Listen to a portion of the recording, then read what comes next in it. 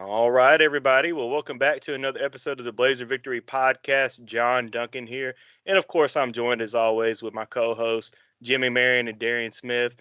And guys, UAB was able to get it done against a really good Drake team, 79-78 in overtime. Whew. Before we get to discuss that beautiful game, this game recap episode and all game recap episodes are brought to you by Cahaba Brewing Company. And guys, I was able to go out there today before the game because we talked about that holiday blonde that they had in the tap room. Whoo, lives up to the hype. Amazing. Just a very festive, flavorful blonde. Their regular blonde is so good. I mean, it's one of the best beers in the state of Alabama. But that holiday blonde, like, I had to message Eric and said, I think this is one of the best beers I've ever had. It was that good. So get that cranberry and that cinnamon. Woo!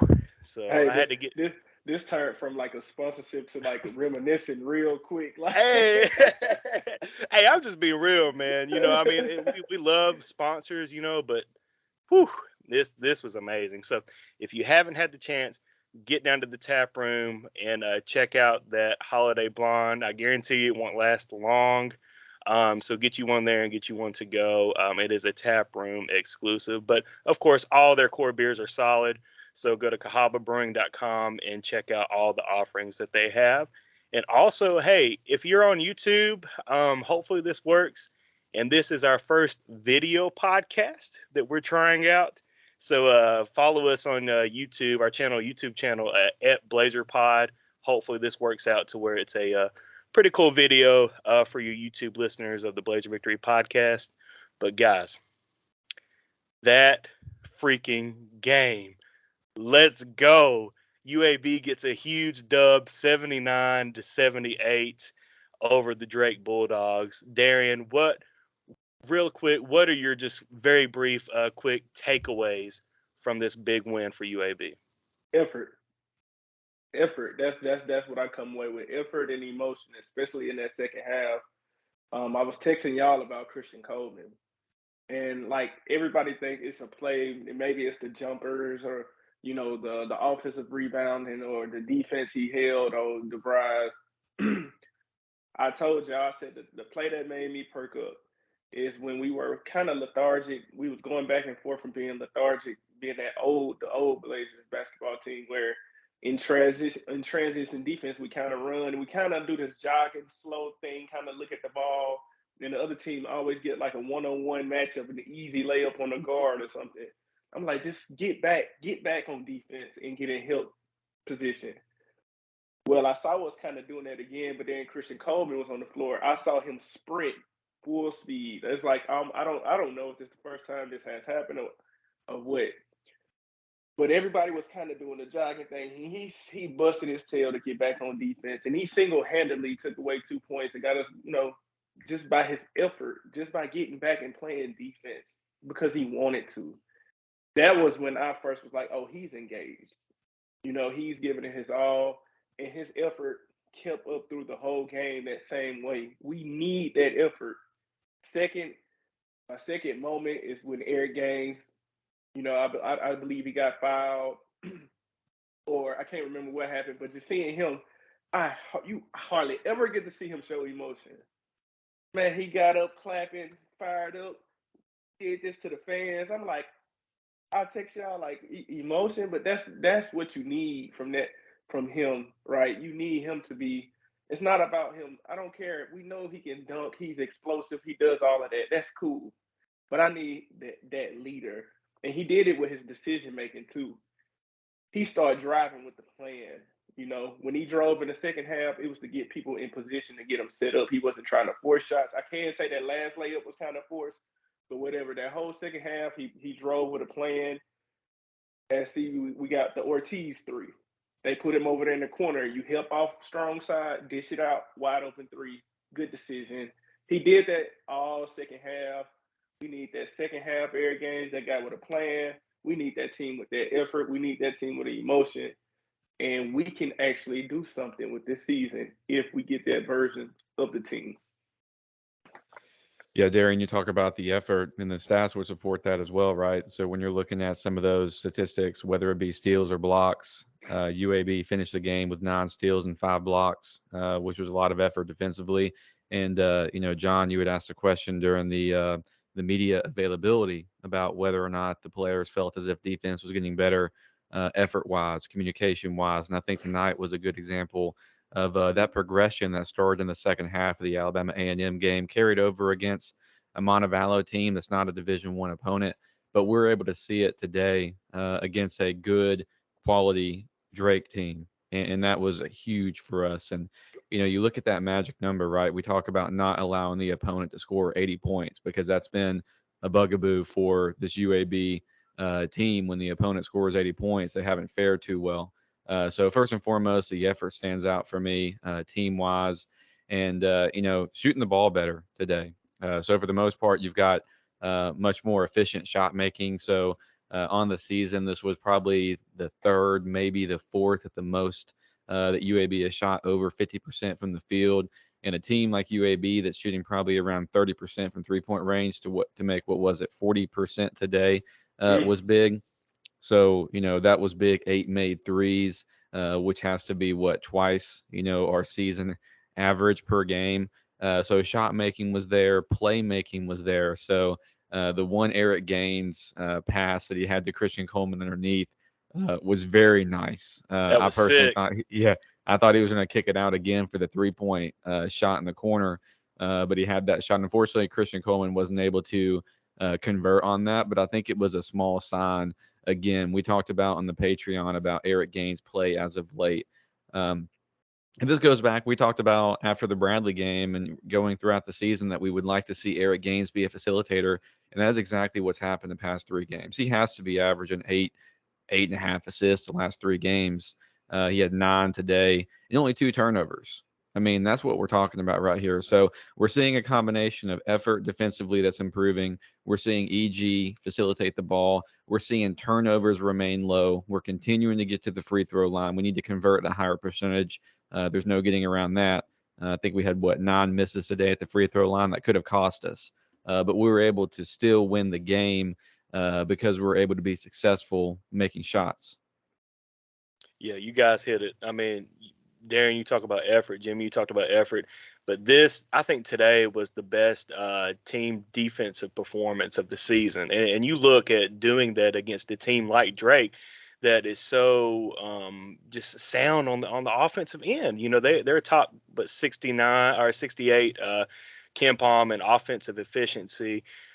This is a team that, yeah, everything goes through DeVries, but I mean, this was a guy that, our DeVries. I mean, yeah, that dude was taller than I thought. Looking at him in person, but I mean, what a dude! But the guys really were getting, the feet were moving well today. They were communicating well.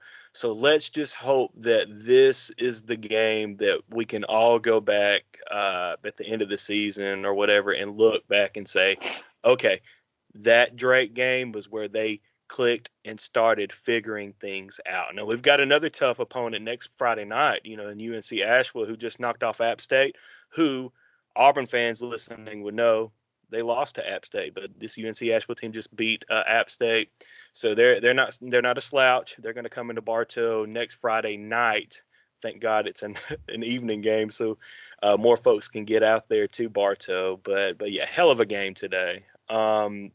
I thought the energy in Bartow was phenomenal, at least in the second half, and in the overtime period.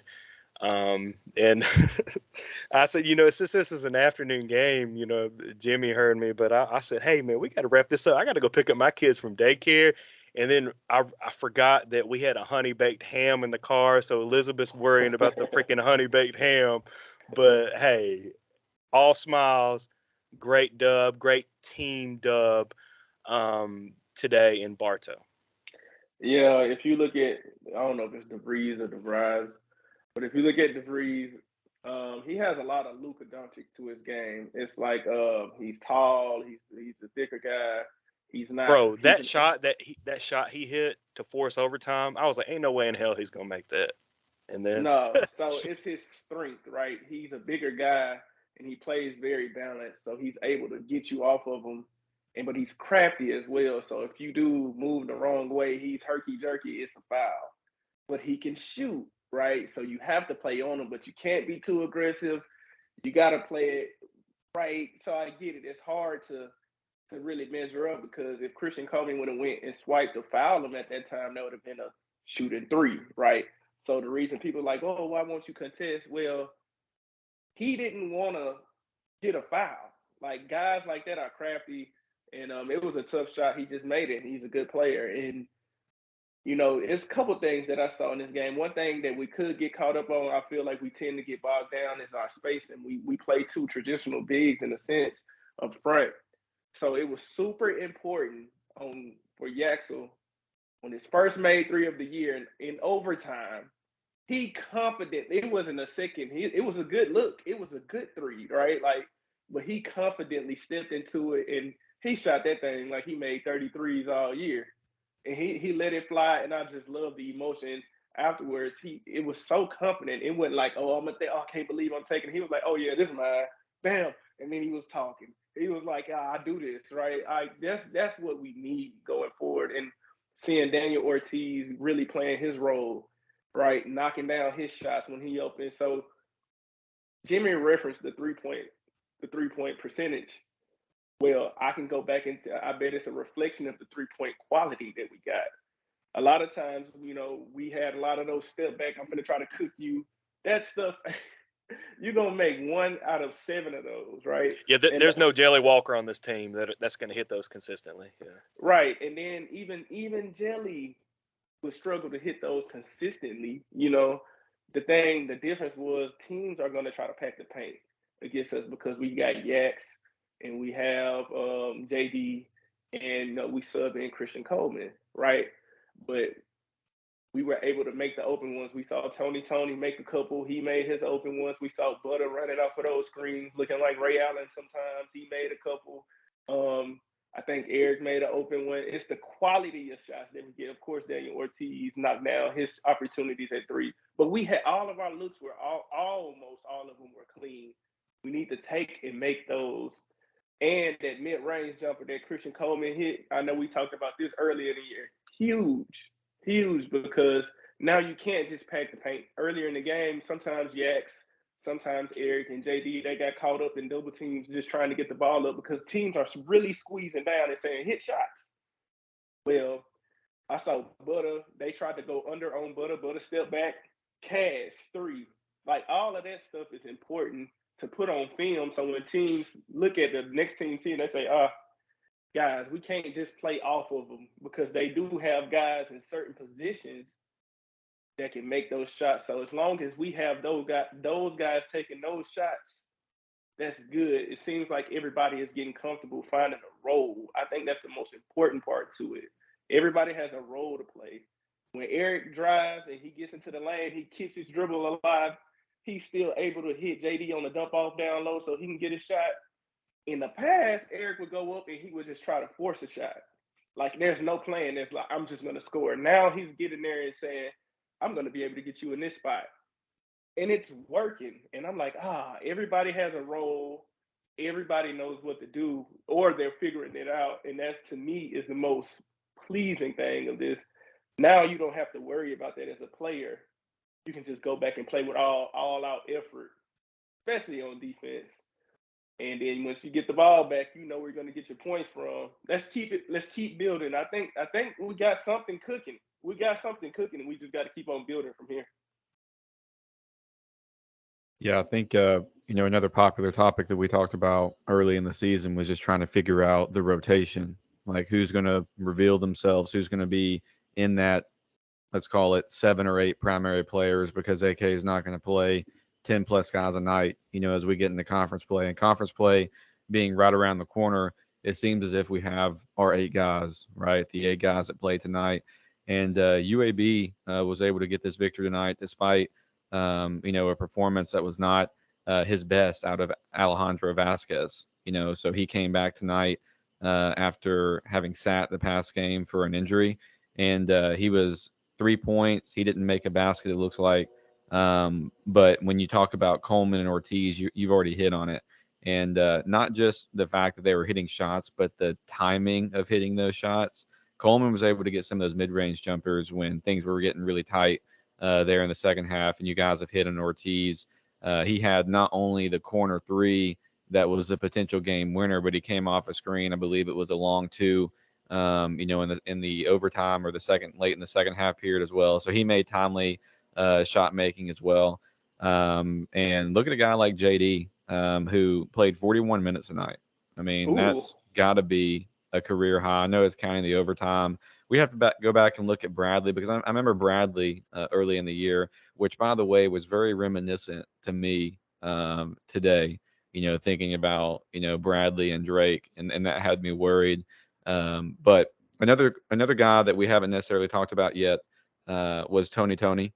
And I'd be curious to go back and look to see UAB the last couple of seasons, how many games UAB has won when Tony has hit multiple threes. When he's able to stretch the floor, he hit 2 of 3 against Drake today, and we needed every single one of them, right? But we know what Tony can do effort wise. We know what he can do in the defensive side of the court. But when you have a guy like him getting those 2 threes, that's bonus to me. And he hit 2 big threes today. And so shout out to him. And Jimmy, yeah, do you know how many rebounds he had? Tony was credited with 2 rebounds. But I'm glad you asked the question, Darian, because on the defensive glass today, I think is an area where it was an area of opportunity for UAB on the defensive glass. And our guards really stepped up. Eric Gaines with 7 big rebounds. Daniel Ortiz had 3 rebounds in his 18 minutes of play, but they were big time rebounds. And so the guy 51 on Drake is a load. Like he had whatever it was, 17 That's and a big 15. boy. That's a Yeah, big Yeah. he's a boy. big guy. I mean, he has a lot of strength. He has the same kind of angles that AK talks about with JD. So he was a scorer. He was a menace around the basket. And so he was, in my opinion, really just pushing people around, doing a great job on the offensive glass. And that was really giving Drake second chance opportunities in the second half, which was good. This game, I looked at Big Jim a couple of times and I said, we keep getting up 5 or 6 points and Drake would respond. And credit to Drake because they're a good basketball team. But that's what made me really nervous throughout the second half was like we couldn't get that separation. I think our largest lead of the game, what was it, 7 or 8 points potentially. So neither team led by double digits, if memory serves me right. And so it was just 6. back and Wow. forth. Yeah, Yes. back and forth, back and forth, back and forth. And you got to think, we talked about this in the preview, you got to think that UAB's tight games early in the year really helped out in this. And I mean, primarily from a mental standpoint, because you're not getting overwhelmed in the moment. And we talked about Drake and how many impressive wins that they had as it relates to it was Nevada, I think off the top of my head. And they had a couple other good wins as well, but they had a lot We of saw games that we saw how bad they beat Alcorn State, and we yes, struggled there. exactly. Right.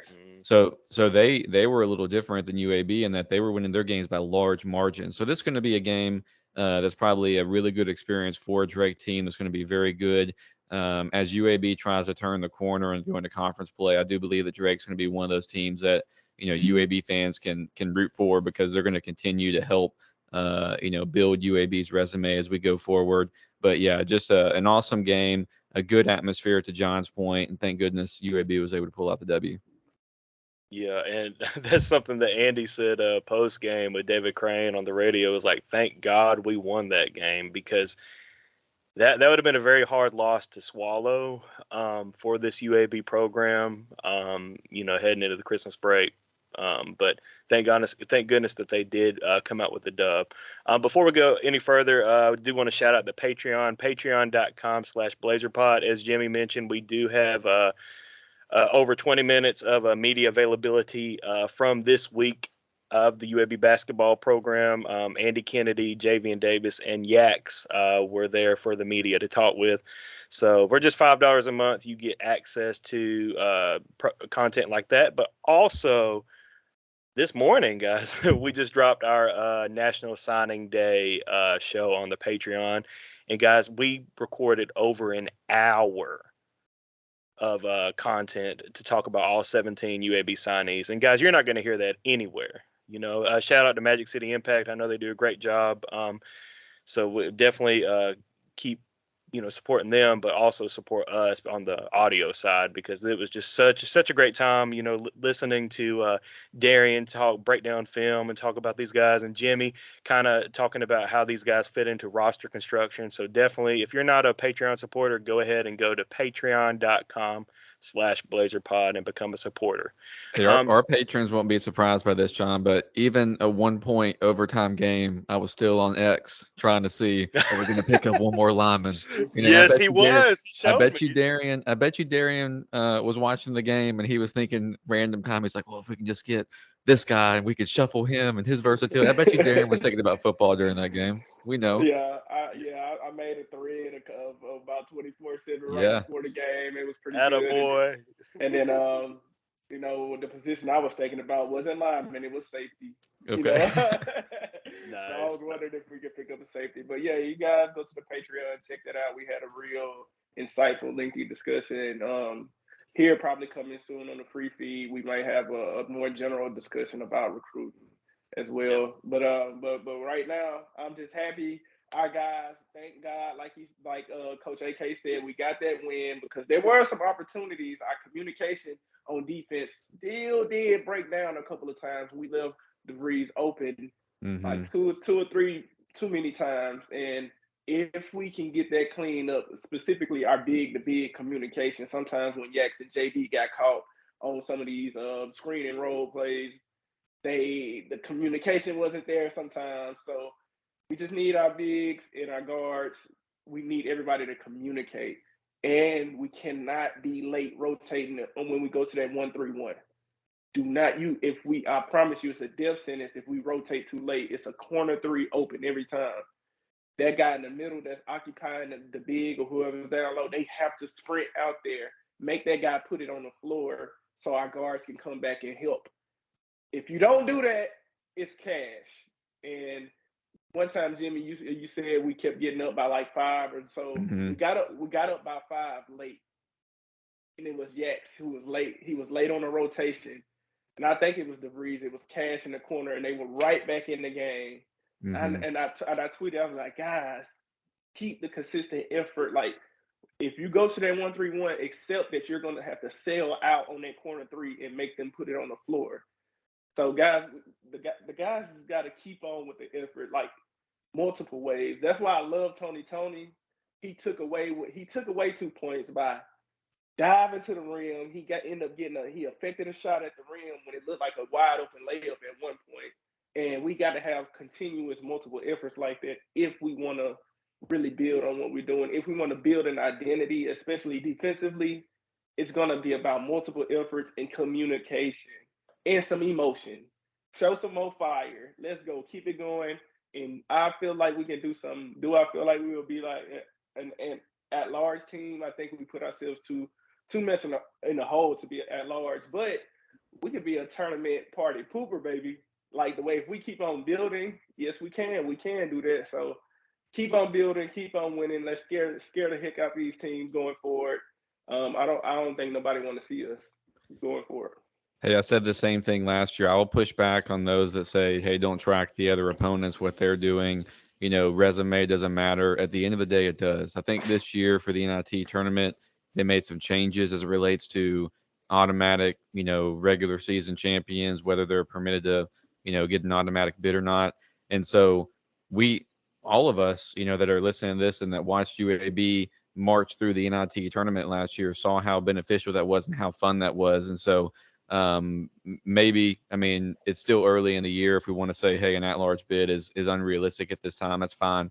But all these wins still matter. All this resume building still matters because it may come into play as it relates to getting into the NIT. And then you think about if you get into the NIT, whether or not you're able to host a game. How fun was that last year when UAB was able to host several NIT opponents in Bartow Arena and get several games, on national television to go and extend their seasons, extend their careers. And so Blazer fans, definitely celebrate, enjoy this, push back on the haters. It's still a long season. Everybody's going to be 0-0 in America. And I've already been looking at, that's right, Darren. I've already been looking at the conference schedule. And yeah, we got to play FAU pretty early on the road. But there's also, in my opinion, a relatively a decent slate of AAC games to start off with, where UAB can catch some momentum early in the AAC. So enjoy this. Everybody enjoy your Christmas break. Let's get back to Bartow next Friday against UNC Asheville. They got Drew Pember. I think you guys know who that guy is. I think he transferred from Tennessee. He's been there for a little while. Speaking of bigs, that guy's versatile. He's going to be, a good opponent to watch. Hopefully UAB gets the dub, and then we're able to go in the new year and get this AAC play started off right. Definitely well said. Well, all right, guys. Well, we're 26 minutes in. I think this is a good a good time to wrap up. But again, UAB gets the dub 79-78 over Drake in overtime. A very important non-conference win for UAB. But guys, we'll be back. We're probably not going to be in your feed until after Christmas, well after Christmas. So definitely, all of our listeners, have a Merry Christmas, safe travels if you're traveling anywhere to go with family or friends, and spread the word about the Blazer Victory podcast. And hey, if you're watching us on YouTube, let us know what you think. Do you like the video, or are we too ugly? You want us to go back to just audio? So, Darren ain't got the cutoff on. Yeah, I was about to say, Darian put on sleeves for this. Yeah, so Woo, baby, let's go, man. Save that for the OnlyFans. All right, Jimmy, you want to go ahead and send us out? Hey, Blazer Nation, just blaze.